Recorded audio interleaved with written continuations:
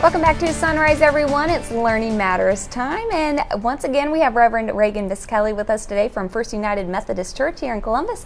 Thanks, Reverend, for being with us. Thank you.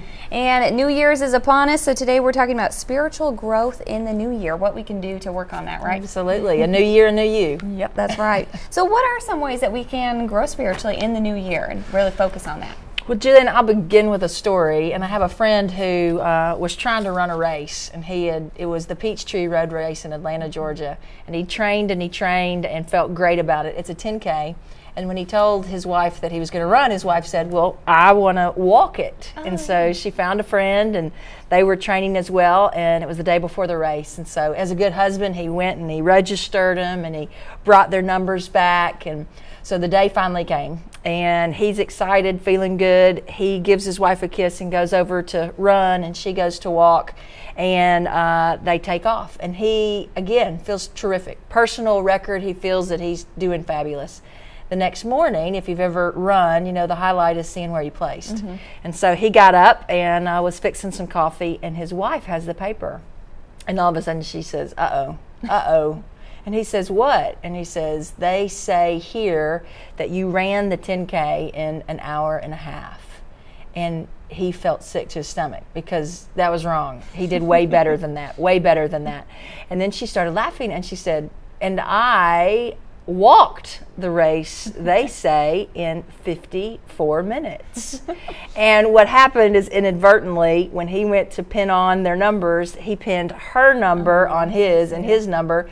And by so doing, he ended up running a race that he was never intended to run. Mm-hmm.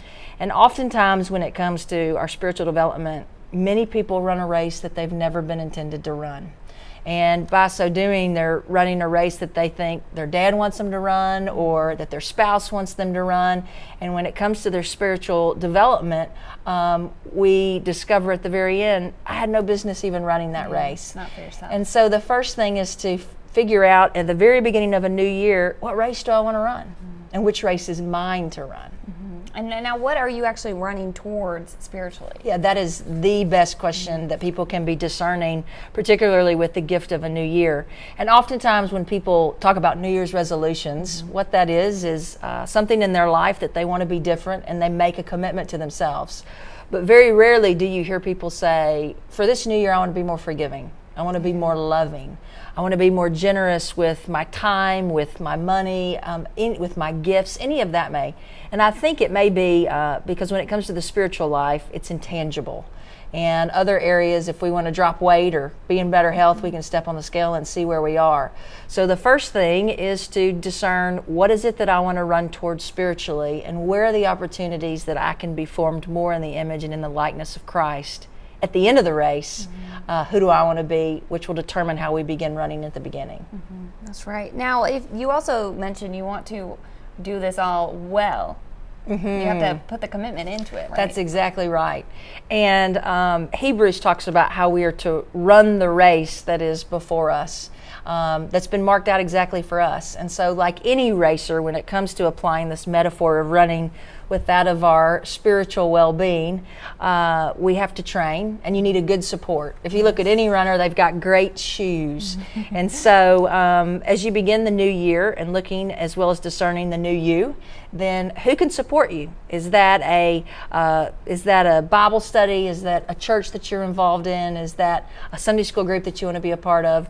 Also, not only how can you train well with a good support, but you got to train every day. And so what can we do when it comes to practicing our faith, whether it's prayer, whether it's extending forgiveness to those that are difficult to forgive? How do we be intentional about that? And so the greatest thing that we want in our life is at the end of the race, when it's all said and done, past this year, is to hear those words from God that you have run well, my good and faithful servant. And may it be so in our own life. That's great. Thank you, Reverend, so much for being with us again. Thank you. Glad to have you here. Loved being here. If you have any more, if you want any more information on this, you can always go to muw.edu/ccl, and we always have these video copies on there. You can also email your questions and segment ideas to center@muw.edu. More Sunrise coming up next. Stay with us.